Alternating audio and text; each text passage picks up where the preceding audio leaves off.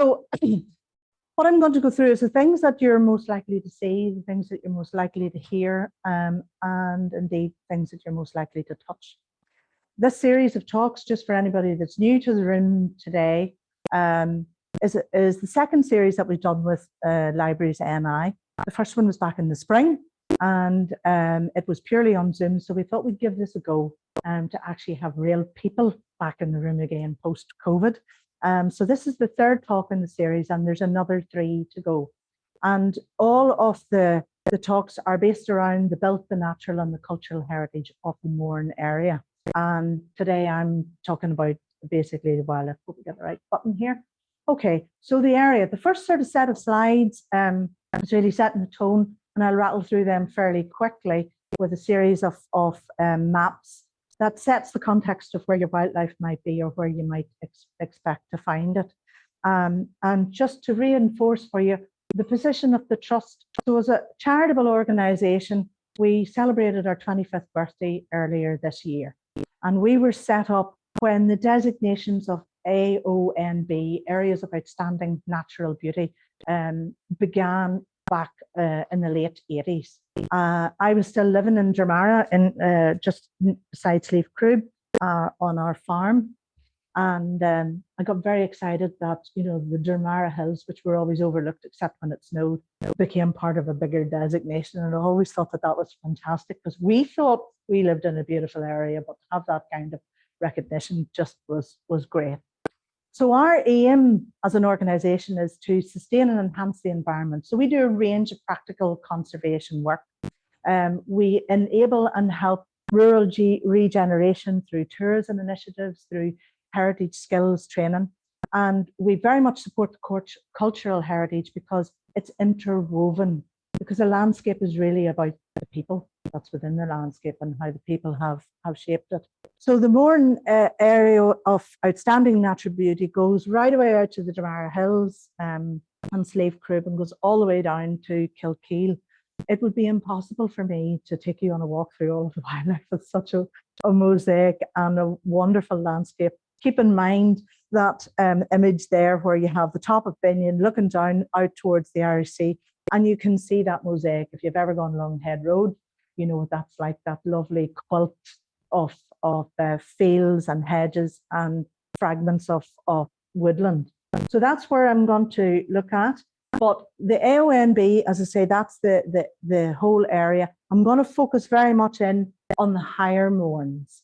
And there's a very good reason for doing that.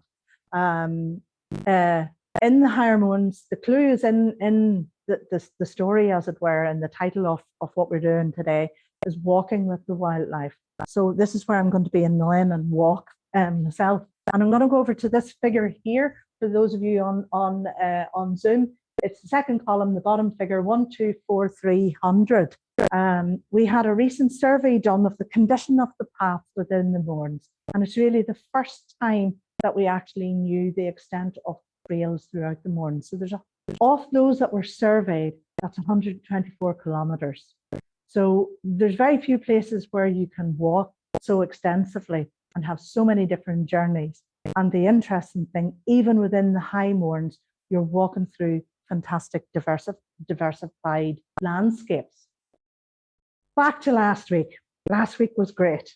We learned about what was happening with the geology. We learned how the crusts folded and the heat that built up as those plates crashed, developing hot rock, which came up to the surface, which basically created the birth of the moorns. For me, looking at this from a habitat perspective, it explains a lot about the distribution of the different habitats and why the lines that existed that Kirsten beautifully described to us is exactly where the two reservoirs are located, those big, deep gorges where those lines plunged in underneath each other. So it was just superb to hear how that movement of plates has then created a legacy of what happens with the habitats millennia later. So we have this impression that the high moorns, and I find this all of the time when I'm speaking to people, is that we have this impression in our head that the moorns is this big rugged mass, big sturdy mountains. but they're anything but.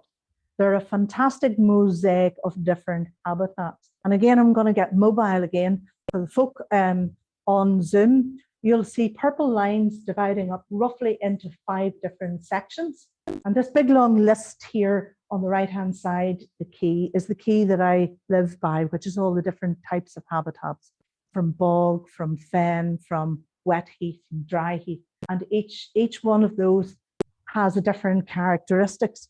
So if you focus on the purple ones, the dark purple ones, the solid color, those are all the deep peat areas within the Mourne. So they're where you'll get peat that's at least half a metre deep in new money, and deeper.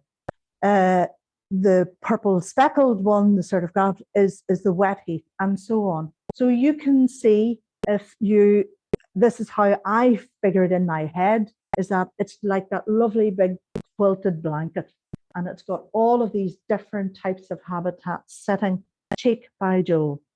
So you can't really separate them out into, oh, that's a bog area, that's a wet fen, that's a dry fen, that's montane. The only ones we can properly separate out are the montane. So what I'm going to do is I'm going to go through some of those habitats and give you an inkling of what you expect to see. And believe me, there is more than I have time to illustrate today. Does that make sense? Yeah? Okay. So the habitats, I've grouped them together just to make it a bit easier. So we have montane and we have dwarf shrubs. Some of these shrubs are clinging on to the last ice age. And if you recall from last week, that's around 25,000 years ago. So we have plants that are holding on by their fingertips. And they are alpine plants, which would match with the ice conditions. Now, we're giving them a hammering at the minute between both people and climate change. So we're very lucky if we have any of them left. Dwarf shrubs would be the heathers, the sedges, even trees like willow and oak that just became dwarfed because of the severe climate that they're enduring, wind and rain in particular. Wet and dry heaths, mountain grassland, which is a group name is boreal, and then scree and rocky outcrops. So I'll go through those now. So the first group that comes in on the montane are lichens. These are one of my favorite plant groups, and they are this fantastic mixture between fungi and algae. So if you've seen a bucket of water with a load of green algae in it, and you see a mushroom, these thin plants have managed to create a symbiotic relationship that allows them to grow and basically manufacture their own food out of air, simply out of air. So if the air is dirty, they won't grow. So if you see lichen growing somewhere, you will know that you're in good air quality. Where I've lived this last 34 years in Fermanagh, the lichens and the mosses would have grown on your eyelashes if you stood too long, because the air is moist and it's also incredibly clean, having been cleansed as it came across the Atlantic. So they're one of the first to colonize. And I'm going to wander across the room again. This lovely big orange patch here on this piece of granite, probably taken close to about 7,000 years to develop. So when we say tread lightly, we really do mean it. So they're a fantastic group. And down on the bottom corner of that same boulder it's another lichen. Now, lichens have extraordinary names and an extraordinary process to identify them, which often uses chemicals. So I can only ever identify some of the big groups like the stag's horn and so on, and mouse. But they will colonize. So you can see something, especially for the guys online, on this side, can you see that it's quite hairy on the right-hand side? So it's made up of mostly these because it's sheltered. So although they're getting the wind and the rain, it's sheltered on this side and not on that side. And there they are down this side as well. So they're hardy, but also easily damaged. And then another lovely thing that you'll see is that plants in these exposed montane find the tiniest little grooves to hold on and create new life.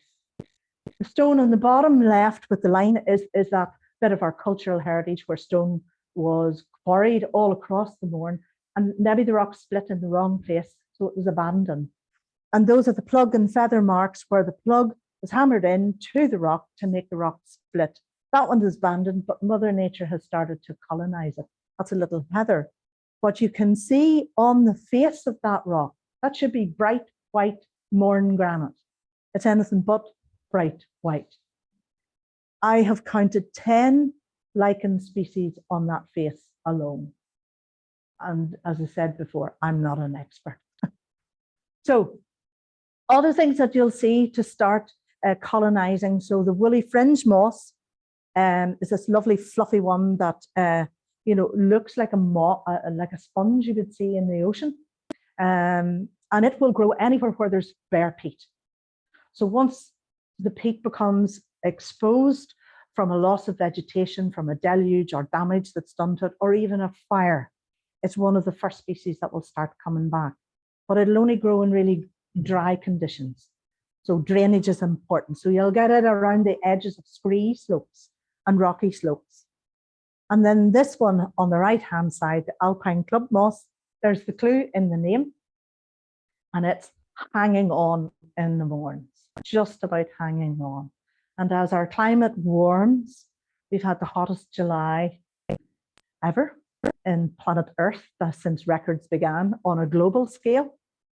So it becomes increasingly difficult for these beautiful little plants that are the signature of our history of the planet to continue to survive. And here's one of my favorites, tough as a boot. You'll get this up on Donard if you go up to Donard. It's considered a dwarf shrub. It's a sedge. And I love sedges. They're, how would you describe them? They are understated. But it's when you get up close to them that you can actually see their real beauty. So if you saw that, you'd go, oh, there's an owl rush of some kind. And you wouldn't pay much attention to it. But up close, the patterns within it are absolutely stunning.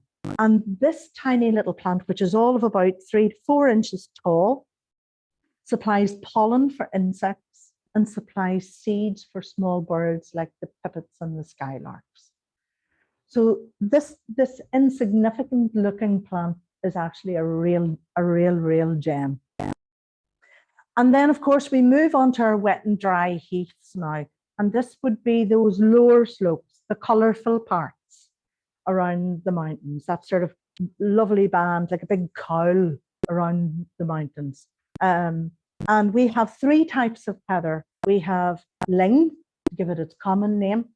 We have bell, and we have cross-leaved heath. Now, I've only got the 2 up here. So the one on the left, the lovely little bumblebee, is the ling, and it's the long one. It's the lucky heather.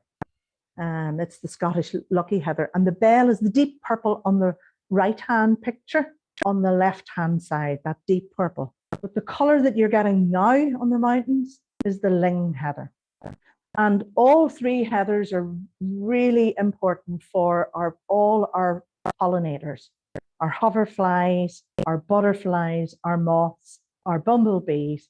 And I have to admit straight up, I have a bias. I'm a beekeeper, and honeybees as well. So the Mourne honey is very well known, and it has a very distinct characteristic. You can nearly turn the pot upside down and honey won't come out, because it's very thick, it's very high in sucrose, whereas other wildflower honeys aren't. So it's the ling heathers that the bees particularly like. And one of the reasons for that is that their flower shape is very simple. If I go cruise back over here to the bell heather, you can see it's quite the little bell, and it closes in towards the end of the flower. That actually makes it really difficult for some insects to actually get to, because they haven't got a tongue long enough to get down inside it. The bumblebees have a good long tongue. The honeybees don't. So that means that the bumblebees get a fair crack at it. In June is the peak of when we have our flowering plants in that lovely collar around the Mourne. You'll still get some now and again but that early June, late May, early June through to about mid-June is the peak. So if you want to go out and see plants and really enjoy it, now don't be looking for things a metre tall. These little fellas are small. That's my finger there. It's that one. So that'll give you an idea of just how small they are, but incredibly beautiful. And some of them produce their nectar, make their nectar accessible in the nighttime for a specific reason, because they're going to get moths. And the moths will fly, you know, how would you say, unrestricted, because there's fewer things around to catch them and eat them.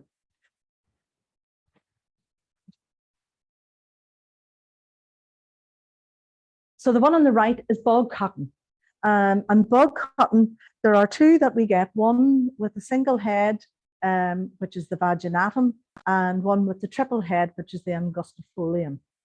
Now, I'm not going to try and show off my Latin.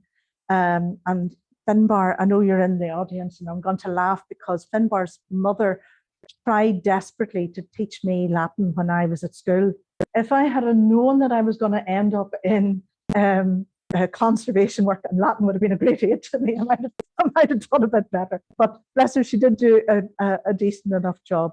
Lots of clues in the Latin, and that's the bit that's really interesting for me now, is that trying to catch up with those years, there are clues to the characteristics of the plant and what they do actually in the name.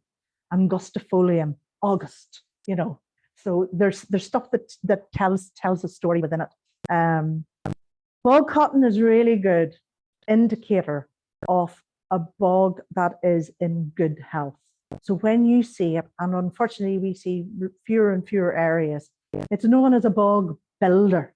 And some of the conservation work that we're doing up in the Mournes is about holding on to those bog habitats and wet heath, which is wet heath is just really a more shallow bog.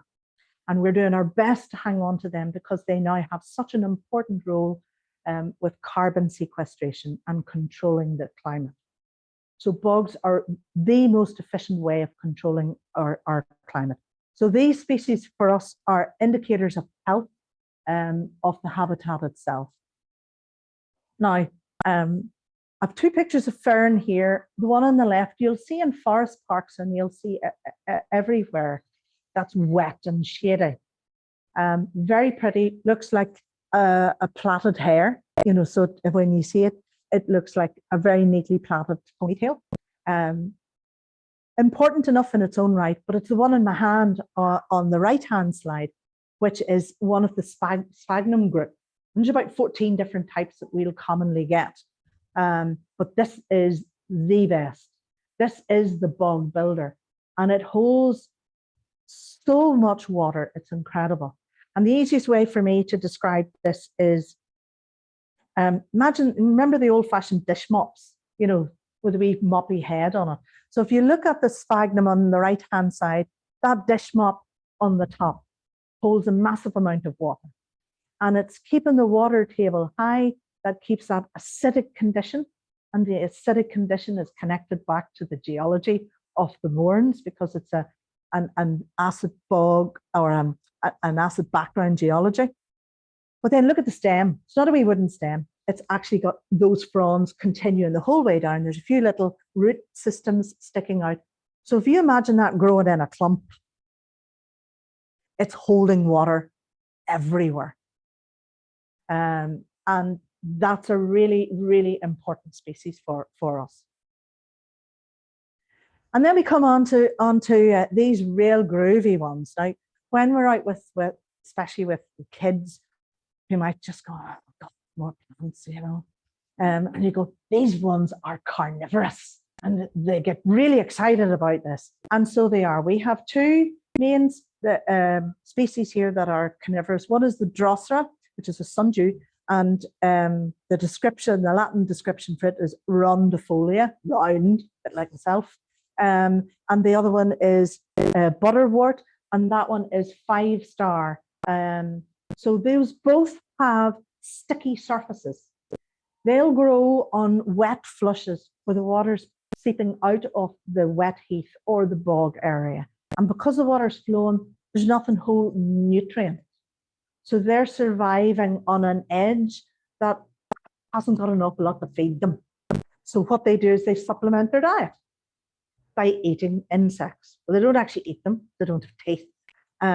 They basically dissolve their guts and other soft bits and absorb it into the plant to give them nitrogen. Butterwort finished flowering now. So if you're out on the hill, you'll actually see it. It looks like a bright green starfish. And if you see a wee wet flush coming across the path, look to the right, look to the left of the path, and you're more than likely to see a little cluster. And then when you see one, you'll see another, and you'll see another and another. The sundew will grow in these beautiful little clusters, like you took a handful of sparkles and thrown it onto the peat. Absolutely stunning little plants.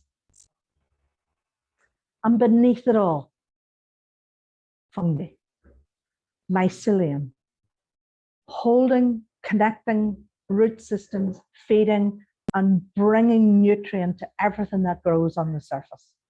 These are only the fruiting bodies, the reproductive bits. The real magic is happening underneath. And we now know that there could be mycelium groups growing right across the whole of the Mourne. And it could be only the one plant. We just don't know. We haven't done the research into this. And this is when we can get really excited about when we understand soils and what's happening with the soils. So we'll go up on those habitats, on those different mosaic of habitats. We have the most fantastic array of creatures. So on the left, emperor hawk moth. That's one big baby. Wingspan of about that. Caterpillar, the length of my finger.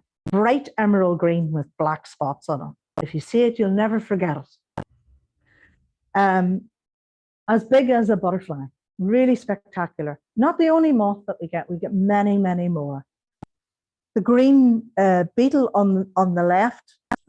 I don't know why this beetle doesn't have a really special name, just ground beetle. But we hold importance for the numbers of this beetle in Ireland and in Europe. Once you get to Drogheda, they almost disappear. But the Mournes has a really high concentration of them. Now, they're not something that's going to come out onto the path as you're walking and wave to you. You'll see them scuttling. And if you think you saw something flashy, well, you did. You saw this beautiful ground beetle, about the size of the tip of my little finger. So they're not exactly very small. And they are that wonderful iridescent color.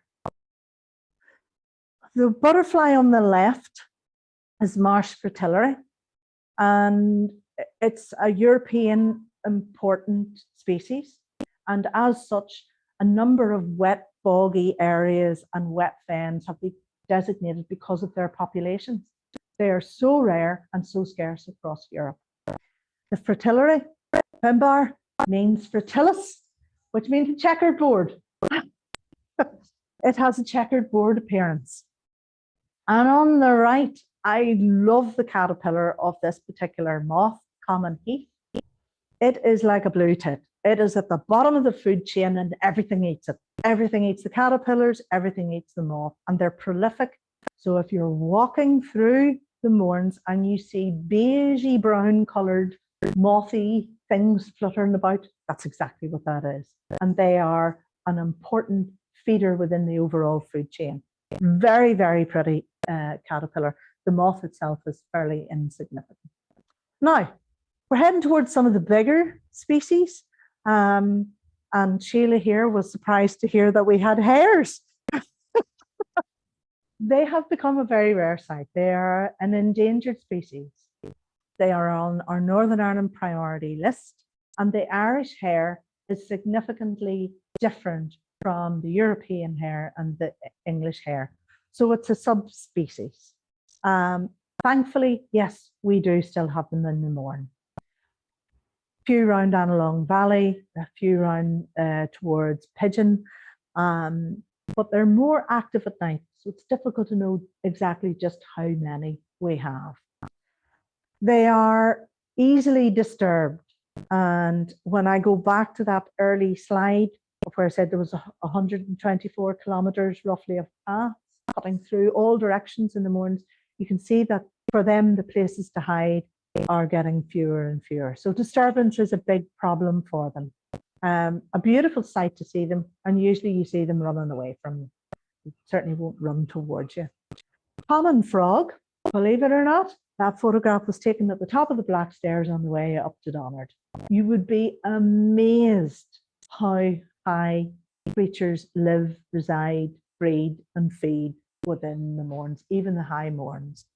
The downside for the likes of frogs that are dependent on water is that the mountain is draining faster and is exposed to much more dry temperatures exactly when they need it. So we have lots of dry springs now. So this is a bit of a problem for the frogs. So they're just about hanging on. So our conservation work, as I say, on re-wetting and keeping wet heath and bugs is really important for species like the frog. Then there's this little fella, a common lizard. I'm just going to stop here. Has anyone ever seen one? Give us a wee hands up. In the coulees. Yeah. Our sister mountains. Yeah. Yeah. So that's only Annalong Valley. So that's about a third of the people gathered here. They are common by name, hard to see because they need warmth. They're cold-blooded.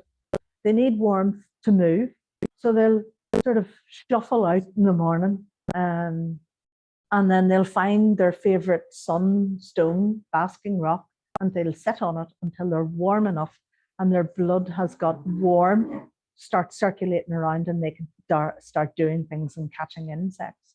So where we get them in the morning, so somebody said Annalong, up above the Annalong Valley, there's Binion Loch.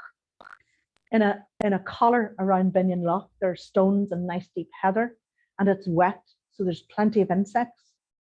That's where you'll find lots and lots of lizards. The last time I walked up there was about 2 months ago, and I think I saw 5 in the space of half an hour.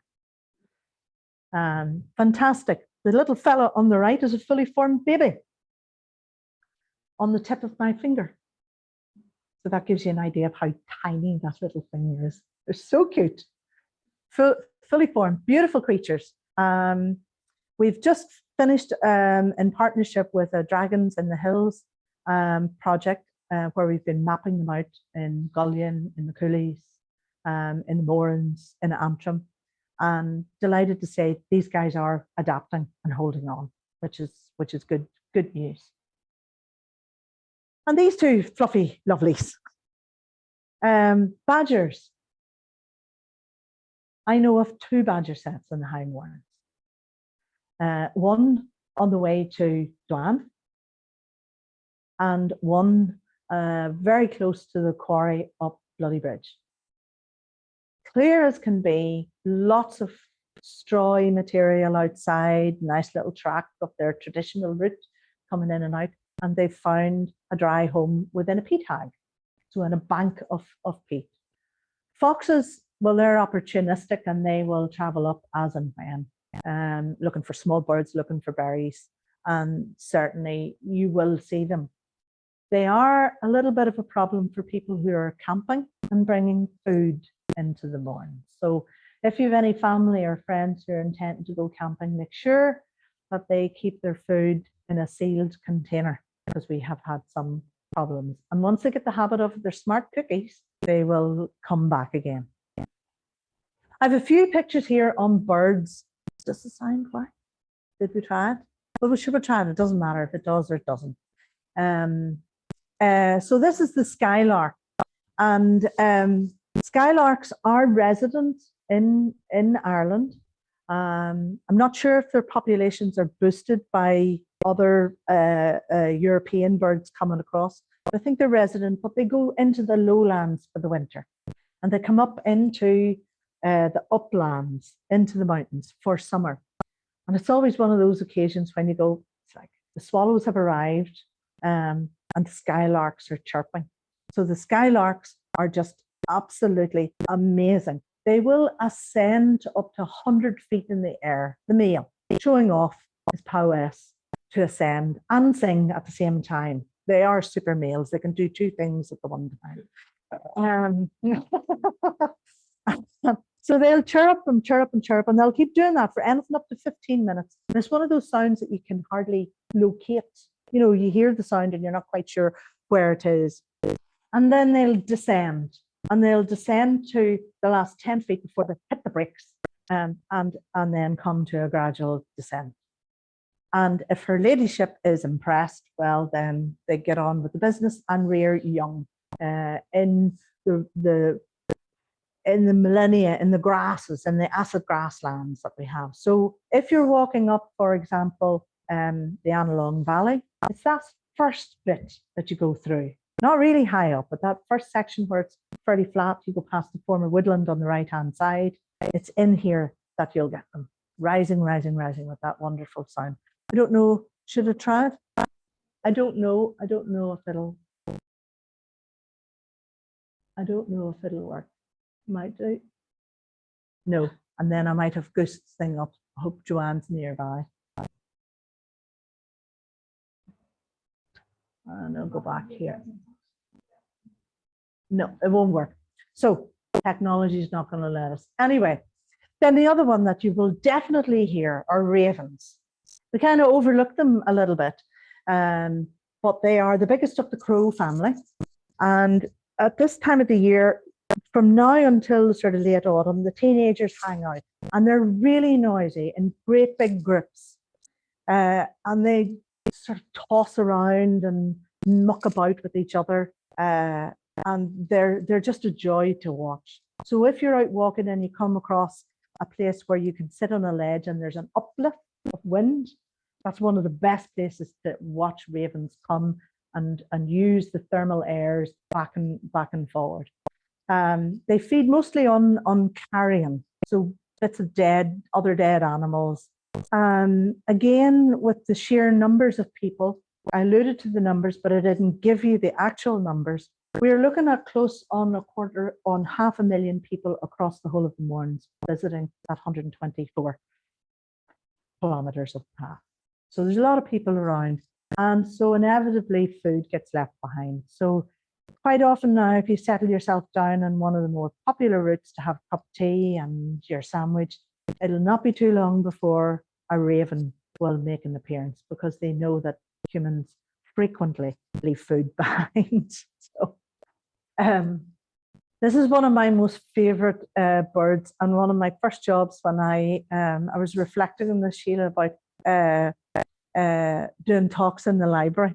And I started work here in 1986, and we did a talk about tree planting in the Mourne area, and it was here in the library, and there was 2 people in the audience. So we rerun it again, and we did better next time. But one of my jobs was with these birds, with counting them, and trying to figure out where their nesting sites were, so that we could be on standby to ask climbers and walkers to leave them alone for a while and avoid that area. They are easily disturbed, but they are also really adaptable birds. And when they move to cities to follow the breeding waders, which you would get around those coastal areas like Belfast, some of them there was one pair nested on the crane on Ireland and Wolf for a few years.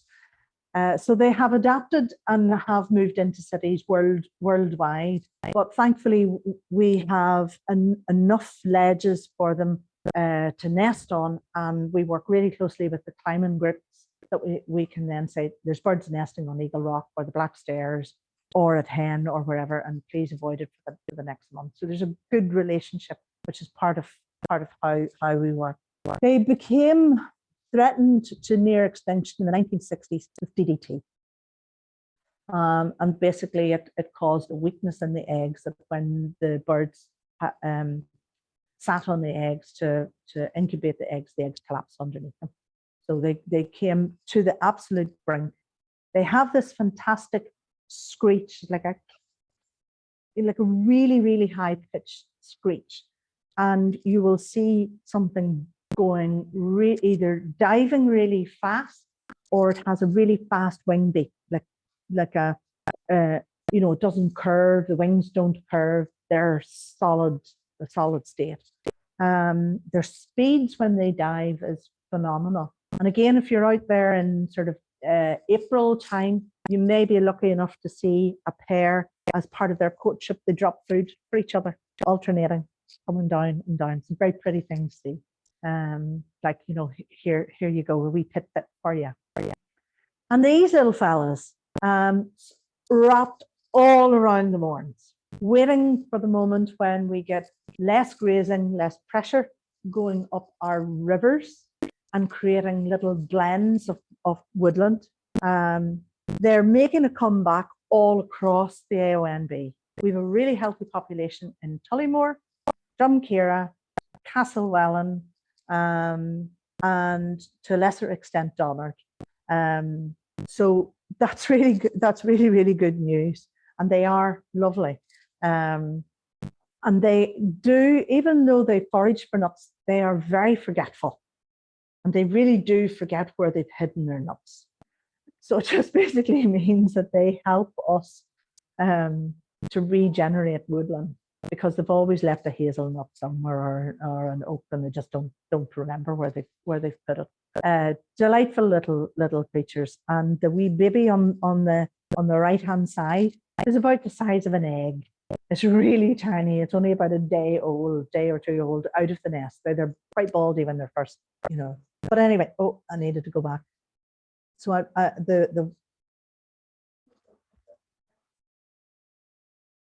where did you say back? Last viewed, was that the one? Yeah. So back we are. So the biggest problem, to be honest, for all of the wildlife in the Mournes is us. And yet the Mournes is where we take solace. It's where we want to do exercise. There is a natural capital that we understand now, which is associated with that climate stabilization with our wet heaths and our bogs. So they're incredibly valuable to us from a social, from an economic, and from a cultural perspective. The Mournes is covered with the evidence of a former industrial era. And as I say, we have all of these networks of paths throughout the High Mournes, never mind what's within the rest of the AONB. These are here, they've been established for forever. So we have to think of ways in which we can actually enhance the wildlife while still keeping that economic and regeneration, and still provide access. The access in the high part of the Mournes Northern Ireland Water owns is what's called de facto. In other words, it's accepted. There's no right to it. There's no right to walking on the farmer's land on the way up to it. So people have accepted that they're there, and does us all good to get up there. So we have to think about what can we do to try and mitigate our impacts. So we now have a group of graziers in the High Mournes who are looking at conservation measures. We're looking at bringing in cattle who have a different type of grazing. We need to keep fire out of the Mournes, absolutely out of it. It has desperate implications. It takes between 20 to 30 years for a recovery. We look up at Donard now and we think, oh, sure, it's all green again. But it's green with the wrong type of vegetation. It doesn't have that mosaic and doesn't have the diversity that it had before the fire. And we need to encourage people to take lighter steps and understand what the precious nature of what they're actually walking through. So yes, I have this to sort of sum up, as it were. You all have collective knowledge. Some of you put your hands up, you've seen creatures, you've heard birds, you've witnessed and seen lizards. Share your knowledge. You're experts in your own right, and you wouldn't be here unless you had an interest, either here in the room or here on Zoom. So share that passion, that joy, that love with the people around you. Come and volunteer. We always need people, and I don't mean going out and shoveling muck, shoveling stones, planting trees. We need a range of people to help us with events, with monitoring, with recording. The list is endless. And tread lightly as you go. I spoke about the lovely lichens. So if you're taking a step up and there's a nice big bright orange lichen, but that's an easier step. Well, maybe just think for a second and put the left leg up instead.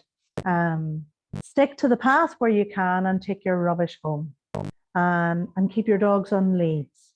If you do bring dogs up into the mountains, a dog off the lead, even on the lead on a path, 30 feet on either side of the path is the disturbance level that it creates. Birds, butterflies, insects, lizards smell the dog, hear the dog, feel the dog runs past them. So keep them on the leads is the best thing that you can do. Obviously respect others and no fires. If you see somebody walking up, as I have and my colleagues within Mourne Heritage have, you know, bag of tins in one and a barbecue set in the other, you know, just say, look guys, it's not a good idea. You can just have a conversation and do the best you can. So I'm ready for questions. And thank you for listening. Well,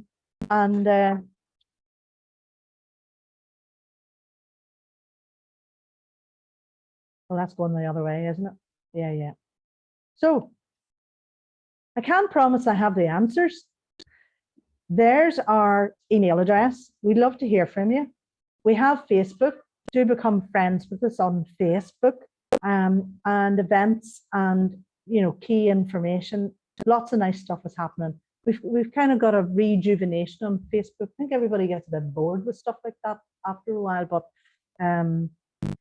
it's going well. And so we have the Facebook and we have our website. And thanks, Sheila, and thanks to Northern Ireland Libraries.